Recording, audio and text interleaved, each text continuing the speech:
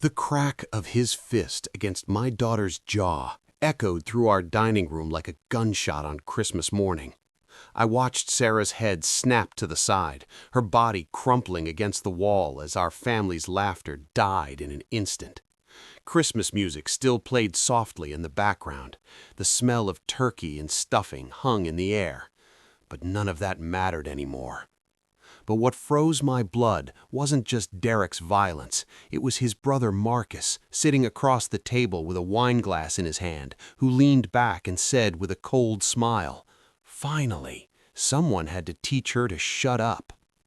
In that moment, as my daughter's hand trembled against her bleeding lip and my wife gasped in horror, I reached into my pocket and pulled out my phone. I had only one number to dial, a number I hadn't called in 15 years. Derek had no idea what he'd just set in motion. My name is Robert Mitchell. I'm 67 years old, and I spent 30 years as an insurance investigator before I retired to what I thought would be peaceful golden years here in Portland, Oregon. In 3 decades of work, I thought I'd seen everything. Staged accidents, fraudulent claims, elaborate schemes where people would fake injuries, burn down their own businesses, even fake their own deaths, all for insurance money. I'd tracked down con artists, interviewed hundreds of liars, and helped put more than a few criminals behind bars. I knew how to spot a scam from a mile away. But nothing, and I mean absolutely nothing, prepared me for watching my own son-in-law put his hands on my daughter during what should have been a joyful Christmas dinner. And nothing prepared me for discovering just how deep his criminal activities really went. Let me back up and give you the full picture. Sarah is my only child. She married Derek Thompson 3 years ago, and I'll be honest with you, I never liked the man. There was something in his eyes that didn't match his smile, something calculating, something cold. My wife, Margaret, told me I was being overprotective, that every father thinks no man is good enough for his daughter. And maybe she was right. Maybe I was just being the typical overprotective dad. But a father's instinct is a powerful thing, and mine had been screaming warnings since the day they met. The Christmas dinner had been Margaret's idea. She wanted the whole family together, Sarah and Derek, Derek's brother Marcus and his wife Jennifer, my sister and her husband, a proper family Christmas. But I'd noticed things that made my investigator's instincts kick into high gear. The way Sarah flinched when Derek raised his hand to adjust his collar. The long sleeves she wore despite the heat from the fireplace. The way she excused herself to the bathroom 3 times before we even sat down to eat. I should have said something then. God, I wish I had. We were halfway through dinner when it happened. Sarah had made a comment about Derek's new truck, something completely innocent, about the monthly payment being high. But I saw Derek's jaw clench. I saw his knuckles go white around his fork. And then he stood up. "You want to talk about money?" His voice was low, dangerous. "You, who haven't worked a real day since we got married?"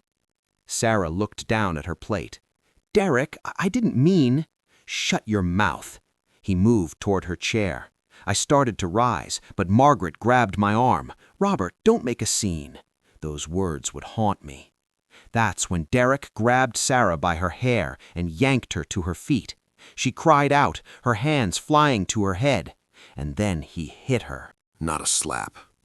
A closed fist punch to her face that sent her sprawling into the wall, knocking over a shelf of Margaret's cherished Christmas decorations.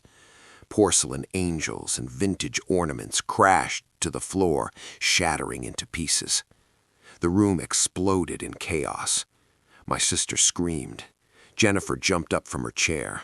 Margaret's hand flew to her mouth.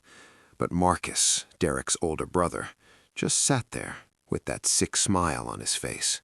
Finally, someone had to teach her to shut up. I didn't think. I didn't plan. I just acted. I pulled out my phone and dialed a number I'd kept in my contacts for 15 years. Jack Morrison, former FBI agent, now a private investigator who specialized in cases others wouldn't touch. We'd worked together on a massive fraud case back in 2008. The phone rang twice. Jack's gravelly voice answered. "Mitchell, that you? I need you at my house, now. Bring whoever you trust." I gave him my address. "What's happening?" I looked at Derek, who was now standing over Sarah as she cowered against the wall, blood dripping from her lip onto her white sweater. I looked at Marcus, still sitting calmly as if nothing unusual had happened. Domestic violence in progress. And Jack, I think there's more to this. On my way. Keep everyone there. Don't let anyone leave. I hung up. Derek was staring at me now, his face red with rage.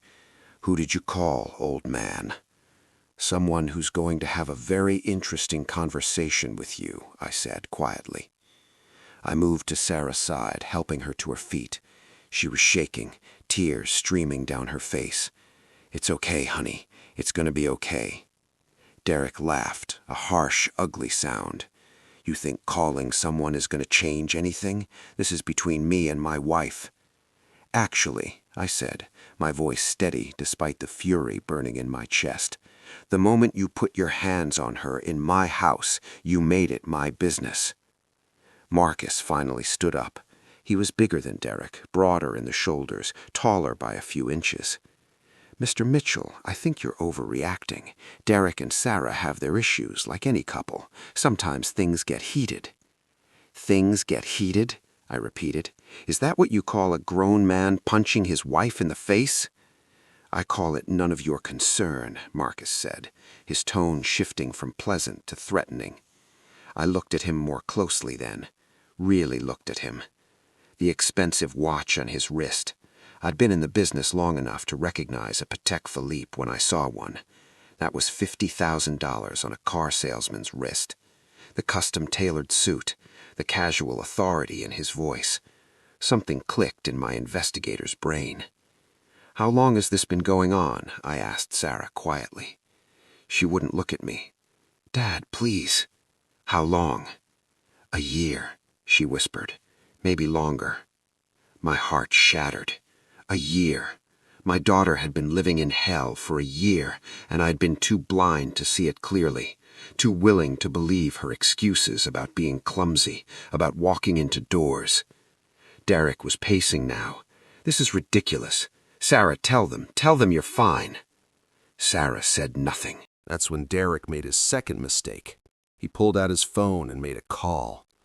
"Yeah, it's me. We have a problem. The old man's making noise. You need to get over here." He paused. "I don't care what you're doing. Get here now." He hung up and smiled at me. "You want to make this complicated, Mr. Mitchell? Fine, let's make it complicated." 20 minutes later, Jack Morrison arrived. He didn't come alone. He brought 2 associates, both former law enforcement, and a domestic violence advocate. They entered through my front door without knocking, badges already out. Derek's face went pale. "Who the hell are you?"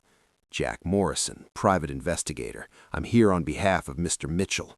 Jack's eyes swept the room, taking everything in. The broken decorations, Sarah's swelling face, the tension crackling in the air. "Anyone want to tell me what happened here?" "This is a private residence," Marcus said. "You have no authority here." "Actually, I was invited by the homeowner, which gives me every right to be here." Jack turned to Sarah. "Ma'am, are you all right? Do you need medical attention?" Sarah looked at me, then at Derek, then back at Jack.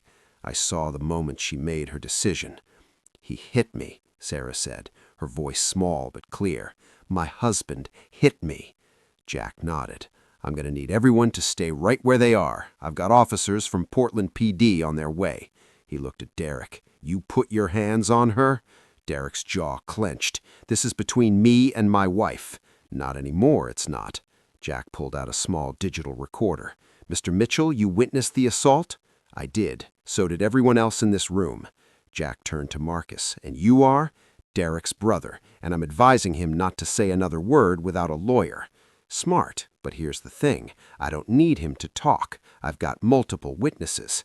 He looked at me. "But you said you thought there was more?" I nodded. "Something's not right here. The money, the behavior, the way these two are connected." I gestured at Derek and Marcus. "I want to know what they're into." Jack pulled out his phone and made a quiet call. I knew what he was doing, running background checks, looking into financials, pulling strings. The police arrived 10 minutes later. They separated us all, taking statements. A female officer sat with Sarah, documenting her injuries, photographing the bruising already blooming across her face. Margaret clung to my arm. "Robert, what's happening?" "Justice," I said simply. "Finally."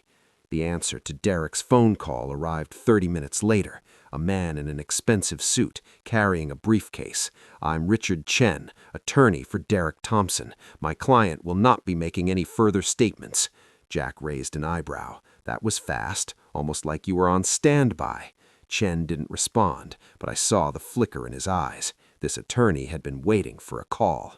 The police arrested Derek on assault charges. They read him his rights, cuffed him, and let him out. As he passed Sarah, he hissed, "You're going to regret this." One of the officers immediately added intimidation of a witness to his charges.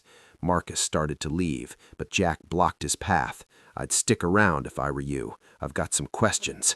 After the police left with Derek, Jack sat down with me in my study. "Talk to me, Robert," Jack said. "What's your gut telling you?" I leaned back in my chair. Derek doesn't work regular hours. He's got expensive tastes, new truck every year, designer clothes. But his supposed sales job shouldn't cover that lifestyle. Maybe he's good at sales. Sarah mentioned once that he was helping people with insurance claims. Jack's expression darkened. What kind of help? She didn't know details. He shut her down whenever she asked. But Jack, I know insurance fraud when I smell it. And if Derek's running something, Marcus is in it too. Did you see that watch? $50,000 Protect Philippe on a car salesman's salary? Jack pulled out his laptop. "Let me make some calls. I've got a buddy at the insurance fraud division." While Jack worked, I went upstairs to check on Sarah. I found her sitting on her childhood bed, holding her old teddy bear. Margaret sat beside her. "Dad," Sarah said when she saw me, "I'm so sorry." I sat down beside her. "Honey, you have nothing to be sorry for." "I should have told you. I should have left him the first time he—" Her voice broke. "How many times has this happened?" She looked down at her hands. "I stopped counting." "Tell me everything, Sarah, from the beginning." And she did. It spilled out like poison being drained from a wound. How Derek had been charming at first. How the first time he grabbed her too hard, he cried and apologized. How it escalated slowly. A shove, a slap, cruel words. "He said no one would believe me. He said his family had connections, that if I ever told anyone, he'd make sure I looked like the crazy one." And Marcus, he was always there, backing Derek up, telling me I was too sensitive. Did Marcus ever hurt you? No, but he watched sometimes. When things got bad, Marcus would be there, not stopping it, just watching. It was almost worse. "There's something else," Sarah said quietly. "Derek and Marcus had these meetings, late at night in our basement. Men would come over. They'd talk for hours. Derek told me to stay upstairs, to never come down." "Did you ever hear what they talked about?" "Once. I was on the stairs and I heard them talking about someone's accident, about how the claim went through, about splitting the money. And then someone said something about the next one, about making sure the injuries looked real this time." My blood ran cold. Insurance fraud. But this sounded organized. I went back downstairs to find Jack on his third phone call. When he hung up, his face was grim. "Your instincts were dead on. The insurance fraud division has had their eye on a ring operating in Portland for the past 2 years. Staged accidents, false injury claims. They couldn't get anyone to talk. Derek and Marcus? Right at the top of the list. Your son-in-law's name keeps popping up. How much money? North of $2 million over the past 3 years. Could be more. So when Derek hit Sarah tonight, he wasn't just an abusive husband. He was a criminal protecting his operation. Jack nodded. "I need to make a call. We're going to need the FBI on this." Over the next 3 hours, my house became a command center. FBI agents arrived, followed by insurance fraud investigators, followed by the district attorney's office. They interviewed Sarah about the basement meetings, the men who came and went, the papers she'd seen with claim numbers and dollar amounts. They interviewed me about Derek's lifestyle. They interviewed Margaret about Sarah's injuries. They even interviewed my sister, who remembered Derek joking about knowing how to work the system. By midnight, they had enough for a warrant. They raided Derek and Sarah's house at 2 in the morning, seizing computers, files, burner phones, everything. They brought Marcus in for questioning.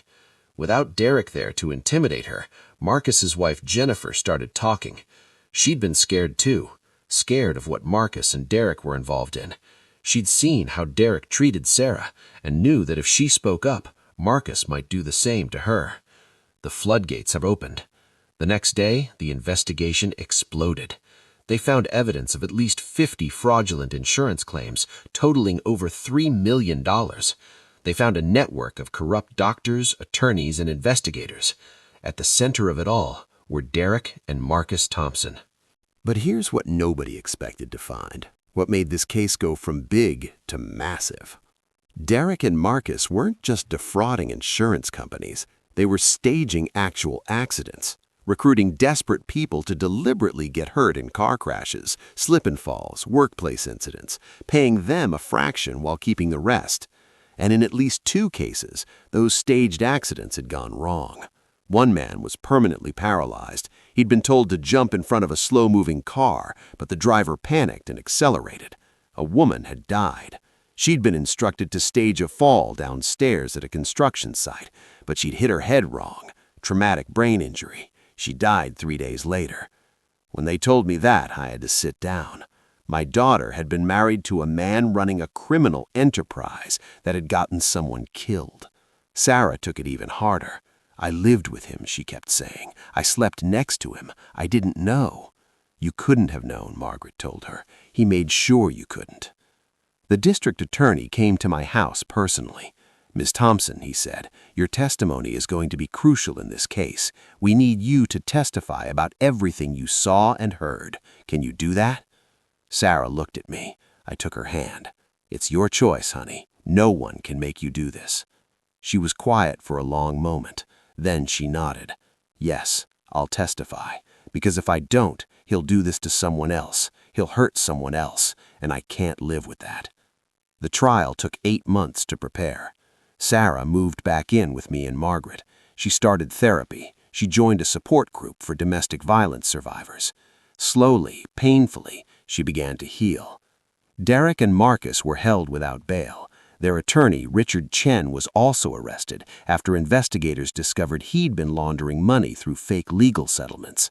The whole organization was being dismantled, dozens of arrests across Oregon and Washington. I watched Sarah grow stronger with each passing day. The scared, broken woman who'd come home that Christmas was being replaced by someone fierce, someone determined. She cut her hair short, said she wanted a fresh start. She started taking self-defense classes. She went back to school to finish her degree. When she walked into that courthouse on the first day of the trial, she held her head high. The prosecution laid out their case methodically: financial records, wiretapped phone calls, testimony from the recruited victims, medical evidence from the people who'd been hurt. And then Sarah took the stand. She testified for 6 hours over 2 days about the abuse, about the fear, about the basement meetings, about Derek's threats and Marcus's cold observation, about the night at Christmas dinner when her father made one phone call that changed everything. Derek's defense attorney tried to rattle her, suggesting she was lying, that she was a scorned wife seeking revenge. But Sarah didn't break. She looked that attorney right in the eye and said, I have the medical records from every time he hit me. I have the photographs of bruises I'd hidden for years. I have the testimony of my family. The only thing I'm seeking is justice for everyone my husband hurt, including myself. The courtroom was silent. The jury deliberated for less than 3 hours. Guilty on all counts. When the verdict was read, I watched Derek's face. The arrogance melted away. For the first time since I'd known him, I saw real fear in his eyes, the kind of fear Sarah had lived with for years. Derek Thompson was sentenced to 25 years in federal prison for insurance fraud, conspiracy, and racketeering, plus an additional 10 years on state charges for assault and domestic violence. 35 years total. He'd be 80 years old when he got out. Marcus got 20 years. The other members of their organization received sentences ranging from 5 to 15 years. The civil suits came next. The insurance company sued. The victims sued. Derek and Marcus lost everything. Their houses seized and sold at auction, their cars auctioned off, their bank accounts frozen and liquidated, every asset they had, gone. All of it used to pay restitution. Richard Chen, their attorney, got 15 years for money laundering. The corrupt doctors lost their licenses. The whole rotten operation was dismantled, piece by piece. A year after that Christmas dinner, Sarah and I sat on my back porch watching the sunset. She'd started a new job as a victim advocate, helping other victims of domestic violence survivors navigate the legal system. She'd found purpose in her pain. "Dad," she said quietly, "I never thanked you properly for making that call, for believing me, for not giving up." I put my arm around her. "Honey, I failed you for a year by not seeing what was happening. That phone call was the least I could do." "You didn't fail me," she said firmly. "You saved me when it mattered most. You didn't hesitate. You acted." We sat in comfortable silence, watching the sky turn orange and gold. "I got a letter yesterday," Sarah said, "from one of the women Derek and Marcus recruited for their scam. She thanked me for testifying. She said it gave her the courage to report the people who'd manipulated her. She's getting her life back." "That's wonderful." "It is, and it made me realize something. That Christmas dinner, when everything fell apart, that was the beginning of a lot of people getting their lives back. Not just me, all the victims, all the people who were too scared to speak up. One phone call started all of that." I thought about Jack Morrison, who'd responded without question, about the FBI agents who'd worked tirelessly, about the prosecutor who fought for justice, about everyone who'd stood by Sarah. "It wasn't just one phone call," I said. "It was everyone who answered it, everyone who believed you, everyone who refused to let Derek and Marcus get away with what they'd done." "Still," Sarah said, "you made the call. That took courage." I squeezed her shoulder. "You want to know the truth? I wasn't thinking about courage. I was thinking about my little girl, the one who used to sit on my shoulders at the park, who trusted me to keep her safe, and I'd let her down by not seeing what was happening. But I wasn't going to let her down again, not that night, not ever." The sun dipped below the horizon. Somewhere in a federal prison, Derek Thompson was living with the consequences of his choices. No more expensive trucks, no more designer clothes, no more power over anyone. Just a cell and 35 years to think about what he'd done. Somewhere in the city, other survivors were finding their voices, standing up, refusing to be silent anymore. Sarah's work as a victim advocate had already helped dozens of women leave abusive situations, get restraining orders, find safe housing, rebuild their lives. The ripple effect of that one phone call was still spreading. And here on my back porch, my daughter was free, healing, strong. That one phone call hadn't fixed everything. It hadn't erased the pain or the trauma. Sarah still had nightmares sometimes, still flinched at sudden movements, but it had been the first step on a long road to justice. And sometimes that's all it takes. One person willing to make the call, one person refusing to look away, one person saying, "No more." What I didn't tell you yet is what happened to some of the other victims in Derek's scheme. Remember that man who was paralyzed? His name was Michael. After Derek and Marcus were convicted, he received a settlement from the restitution fund. Not enough to undo what happened to him, but enough to get proper medical care, to modify his home, to give him some dignity back. He started a support group for people injured in staged accidents. Last I heard, he'd helped 3 other victims come forward with their stories. The family of the woman who died, her name was Linda, they got justice too. Not just financial compensation, but the knowledge that the men responsible were behind bars. Linda's sister told Sarah finally being able to grieve without anger consuming her was a gift she never thought she'd receive. And Jennifer, Marcus's wife, she divorced him the day after his arrest, took back her maiden name, started therapy. Last time Sarah talked to her, she was back in school, studying to become a counselor specializing in helping family members of criminals process their trauma. Even some of Derek and Marcus's recruited victims, the ones who'd participated in the fraud, they got second chances. Several of them testified against the Thompson brothers in exchange for reduced sentences. They got help for their addictions, their gambling problems, whatever desperation had led them into that trap.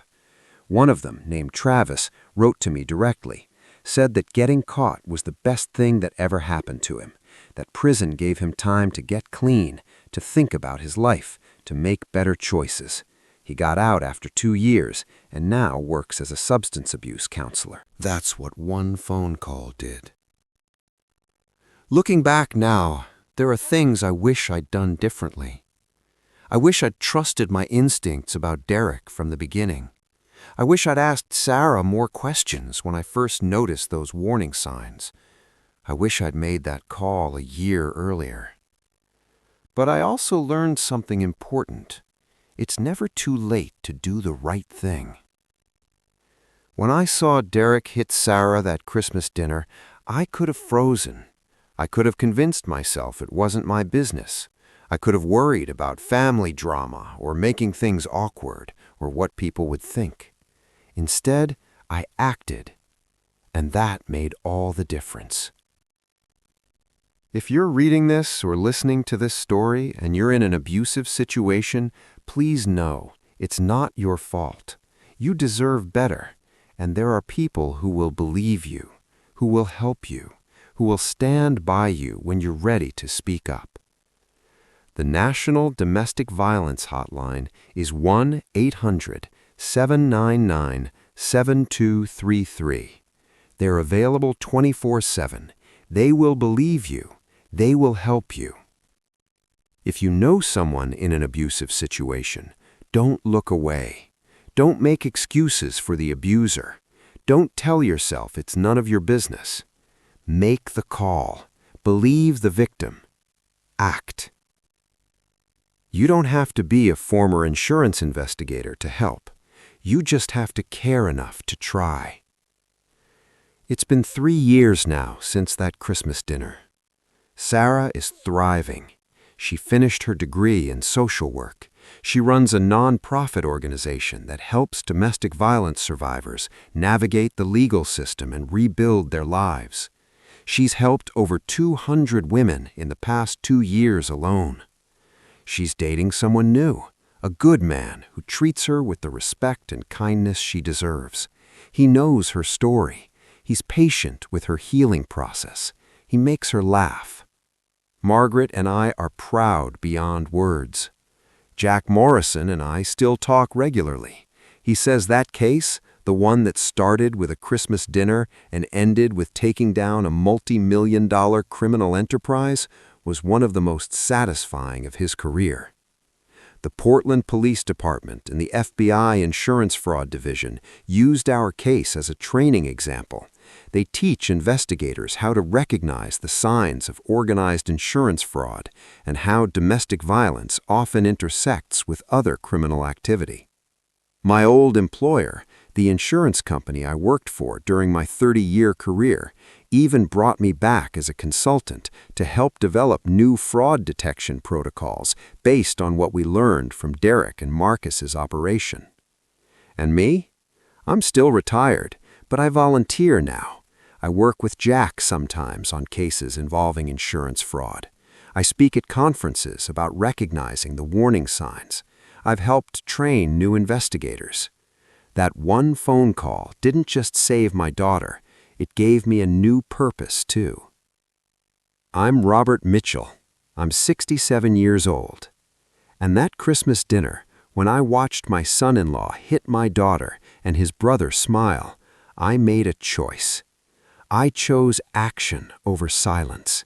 I chose my daughter's safety over keeping the peace. I chose justice over comfort. And I'd make that same choice again in a heartbeat. Because that's what fathers do. That's what decent people do. When you see evil, when you see someone hurting someone you love, you don't turn away. You don't make excuses. You don't worry about making a scene. You act. You make the call. You stand up. You refuse to be silent. That's how evil loses. That's how justice wins. That's how lives get saved. One phone call at a time. One person refusing to look away. One voice saying, "No more." If my story helps even one person find the courage to make that call, to take that stand, to choose action over silence, then everything we went through was worth it. Sarah is free, Derek is in prison, and justice was served. All because I made one phone call. Make yours if you need to. Don't wait. Act.